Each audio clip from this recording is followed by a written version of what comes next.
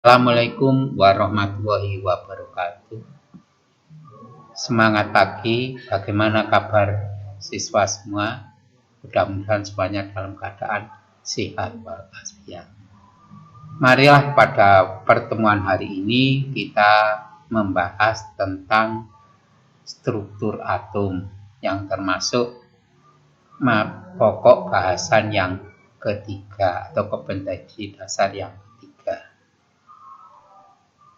Sebelum kita membahas mengenai struktur atom, marilah kita bahas terlebih dahulu mengenai perkembangan model atom. Yang pertama, model atom menurut John Dalton.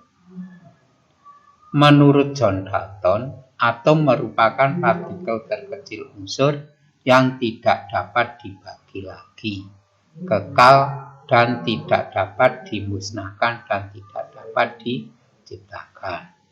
Inilah model atom menurut Dalton. Jadi menurut Dalton, bagian terkecil dari suatu unsur itu dinamakan atom. Dua, model atom menurut Joseph John Thomson. Menurut Thomson, atom itu seperti roti kismis. Dengan roti itu sebagai atom yang bermuatan positif dan kismis sebagai elektron yang tersebar merata di seluruh bagian roti. Atom secara keseluruhan bersifat netral. Ini model atom menurut Thomson. Jadi menurut Thomson, roti itu seperti roti kismis, rotinya itu sebagai yang bermuatan positif, kemudian kismisnya itu sebagai elektron yang bermuatan negatif. Jumlah muatan positif sama dengan jumlah muatan negatif, sehingga bersifat netral. 3. Model atom menurut Ernest Rutherford. Menurut Rutherford, atom mempunyai inti yang bermuatan positif dan merupakan pusat massa atom dan elektron-elektron yang mengelilinginya. Ini model atom menurut Rutherford. Jadi menurut Rutherford, dalam atom itu ada namanya inti. Inti itu sebagai pusat massa yang bermuatan positif. Kemudian di sekitarnya ada elektron-elektron yang berbedar atau mengelilingi inti atom. Kelemahan dari model atom Rutherford itu elektron berputar mengelilingi atom itu semakin lama energinya semakin berkurang, sehingga lama-lama dia akan jatuh ke inti atom. 4. Model atom menurut Niels Bohr. Pertama, elektron mengorbit di tingkat energi tertentu yang disebut dengan kulit.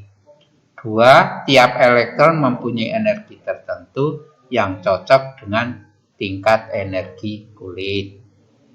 3. Dalam keadaan stasioner, elektron tidak melepas dan menyerap energi. 4. Elektron dapat berpindah posisi dari tingkat energi tinggi menuju tingkat energi rendah dan sebaliknya dengan cara menyerap dan melepaskan energi. Ini model atom menurut Niels Bohr. Jadi menurut Niels Bohr, atom itu seperti tata surya. Inti itu sebagai matahari dan yang lainnya itu adalah planet-planet yang mengelilingi inti atom. Elektron itu dapat menempati kulit atom sesuai dengan tingkat energinya. Semakin dekat dengan inti atom, kulitnya itu semakin energinya semakin rendah. Semakin jauh dari kulit atom, maka energinya semakin jauh dari inti atom, maka kulitnya itu mempunyai energi yang semakin tinggi. Elektron itu dapat berpindah dari kulit yang lebih tinggi atau ke kulit yang lebih rendah. Kalau dia berpindah ke kulit yang lebih rendah dengan cara yaitu melepaskan energi. Kalau dia pindah ke kulit yang lebih tinggi dengan cara itu menyerap atau menarik energi. Tingkat energi yaitu yang paling dekat dengan inti atom, yaitu nama kulitnya ada N sama dengan 1. N sama, kemudian N sama dengan 2, N sama dengan 3. Kemudian notasi kulit yang pertama pada inti atom itu disebut kulit K. Kulit yang kedua disebut kulit L. Kulit yang ketiga disebut kulit M dan seterusnya. Yang kelima yaitu model atom menurut mekanika kuantum. Menurut mekanika kuantum, elektron berada dalam orbital dengan tingkat energi tertentu. Orbital ada suatu daerah kemungkinan terbesar untuk menemukan elektron di sekitar inti atom. Inilah model atom menurut mekanika kuantum. Jadi menurut mekanika kuantum, dalam atom itu ada namanya inti atom. Kemudian di sekitar inti atom ada namanya awan elektron. Dalam awan elektron itu ditemukan yang namanya orbital. Orbital itu tempat ditemukannya elektron. Kita lanjutkan mengenai struktur atau susunan atom. Di sini ada logam emas karena pertama kali bahwa dalam atom itu ada namanya inti dan kulit atom itu dilakukan percobaannya oleh Ernest Rutherford yang dibantu oleh muridnya yaitu Geiger dan Marsden. Bagaimana cara melakukan percobaan? Yaitu dengan menggunakan unsur uranium yang bersifat radioaktif ditembakkan pada lempeng emas tipis dengan kecepatan yang tinggi. Unsur uranium atau atom uranium ditembakkan pada lempeng emas ini menghasilkan sinar alfa. Dengan kecepatan yang tinggi, ada sebagian besar yaitu sinar diteruskan. Sebagian kecil ada yang dipantulkan dan ada sebagian kecil lagi ada yang dibelokkan. Yang ditangkap oleh layar ZNS. Sehingga dari situ kemudian Rutherford mengambil kesimpulan bahwa dalam atom itu ada yang namanya nukleus atau inti atom. Dalam nukleus atau inti atom ada yang namanya proton yang bermuatan positif dan neutron yang bersifat netral. Kemudian di sekitar inti atom itu ada namanya elektron. Partikel dasar penyusun atom. Tadi sudah disebutkan itu ada 3 yaitu proton, neutron dan elektron. Proton simbolnya P, penemu Ernest Goldstein, muatan positif. 2 neutron simbol N, penemu James Chadwick, muatan 0. 3 elektron simbol E, penemu J.J. Thomson, muatan negatif. Kita lanjutkan mengenai notasi tanda atom. Notasi tanda atom ini, dengan notasi tanda atom kita bisa menentukan jumlah elektron, proton, dan neutron. Kita lihat dulu notasi tanda atom. X itu menyatakan lambang unsur, Z menyatakan nomor atom, A menyatakan massa atom. Nomor atom menunjukkan jumlah proton dan elektron. Jadi di sini Z itu sama dengan jumlah proton sama dengan jumlah elektron atau sama dengan P atau sama dengan E. Jumlah neutron itu sama dengan A dikurangi Z. Jadi N itu sama dengan A dikurangi Z atau massa atom dikurangi nomor atom.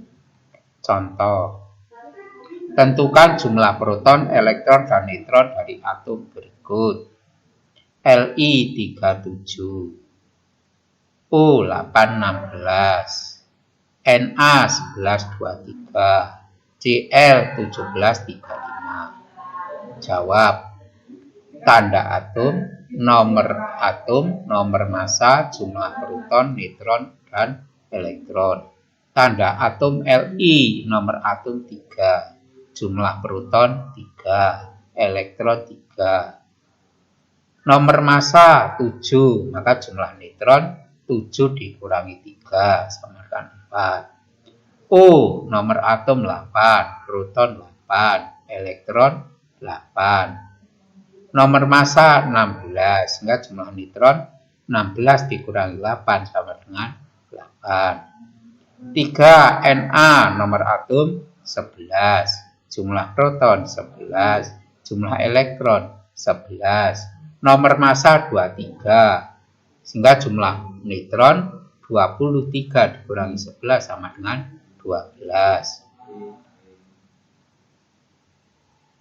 D, Cl, nomor atom 17, proton 17, elektron 17, nomor massa 35, jumlah proton 35 dikurangi 17 sama dengan 18. Kita lanjutkan ya mengenai ion. Apa yang dimaksud dengan ion? Ion itu adalah partikel yang bermuatan.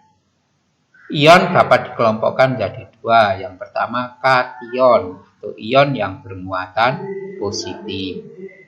Kenapa bermuatan positif? Karena jumlah proton lebih banyak daripada jumlah elektron. Hal ini terjadi karena melepaskan elektron. Contoh K+, Ca2+, Fe3+. Kedua, anion. Anion adalah ion yang bermuatan negatif. Kenapa bermuatan negatif? Karena jumlah elektron lebih banyak daripada jumlah proton. Hal ini terjadi karena menerima elektron. Contoh Cl-O2-. Kita lanjutkan mengenai isotop, isobar, dan isoton. Isotop adalah atom unsur sama dengan nomor massa berbeda. Jadi nomor isotop itu nomor atomnya sama, massa atomnya berbeda. Contoh C6 12, C6 13, C6 14. Jadi yang dimaksud dengan isotop itu kalau mudah untuk mempelajari yang bawah sama, yang atas beda. Dua, isobar adalah atom unsur yang berbeda tetapi mempunyai nomor massa sama. Isobar itu adalah nomor atomnya itu beda tapi massa atomnya sama. Contoh Na1124 dan Mg1224. Jadi untuk mudah mengingat-ingat yang namanya isobar itu yang bawah beda, yang atas sama. 3. Isoton adalah atom unsur yang berbeda tetapi mempunyai jumlah neutron yang sama. Jadi kalau isoton itu nomor atom maupun nomor massanya berbeda. Yang sama adalah jumlah neutronnya. Contoh Ca2040 dan K1939. Jadi atas bawah beda. Yang sama itu adalah jumlah neutron. Jadi yang sama itu adalah atas dikurangi bawah. Jadi itu Ca40 dikurangi 20, neutronnya 20. K, neutronnya 39, K9 20. Di sini yang sama adalah jumlah neutron.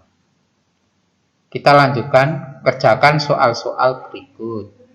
1. Bagaimana pendapat model atom menurut A. John Dalton, B. J.J. Thomson, C. Ernest Rutherford, D. Niels Bohr, E. Mekanika kuantum. 2A. Apakah yang dimaksud isotop, isobar, dan isoton? B. Diketahui notasi tanda atom sebagai berikut.